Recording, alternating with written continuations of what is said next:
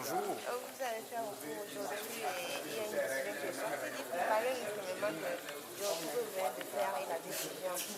Oui, je voudrais vous faire savoir que nous avions déposé au niveau de la chambre d'accusation, justement qui a été saisie qui devait être saisie par le procureur général près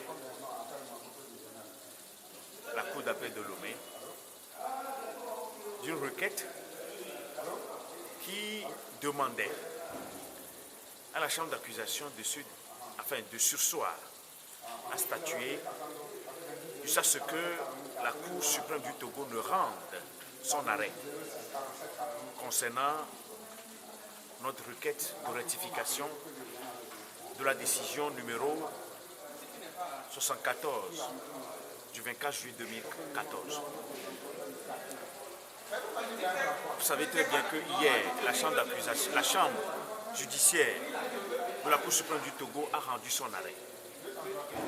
Nous, ce matin, lorsque nous sommes arrivés ici, nous pensions que la chambre d'accusation devait se prononcer sur notre requête après ce qui s'est passé le 21 août 2014. En effet, à cette date, nous avions eu à déposer au juge d'instruction du 4e cabinet d'instruction une requête tendant à lui demander de se dessaisir du dossier en le communiquant au procureur général près la cour d'appel de Lomé afin que ce dernier le communique, donc communique le dossier à la chambre d'accusation qui doit se prononcer sur la violation de l'article 92 alinéa 4 du Code de procédure pénale. Alors, ce matin, c'est ce à quoi on s'attendait. Mais lorsque nous étions arrivés, on a compris que la chambre d'accusation voudrait se prononcer sur notre demande de sursis à statuer que nous avions formulée. Et, tenez-vous bien, nous avons eu à relever un certain nombre d'éléments. Et finalement, la Chambre a statué en disant que nous sommes irrecevables à formuler la demande de sursis à exécution. En somme, ce qu'il faut retenir, c'est que cette décision qui a été rendue est une décision inopportune, puisque hier, la Cour suprême du Togo s'est prononcée sur la demande de M. Pascal Bojordan concernant la demande relative à la rectification de l'arrêt dont je viens de vous parler.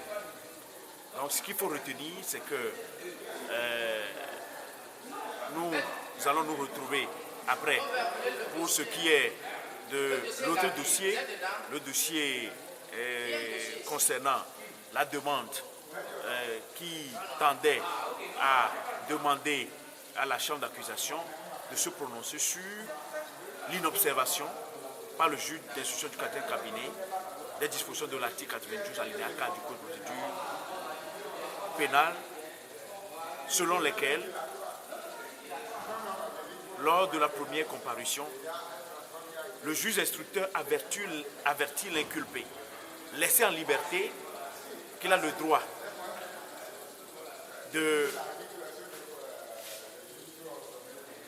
qu'il a l'obligation de lui tenir informé, de tout changement d'adresse et qu'il a également le droit de lire domicile dans le ressort du tribunal. Donc, au moment venu, nous aviserons. Maintenant, qu'est-ce que vous allez faire pour la suite? Non, pour la suite, je crois que nous attendons que le dossier concernant cette demande-là soit programmé et puis on viendra plaider en bonne et due forme. Je vous remercie.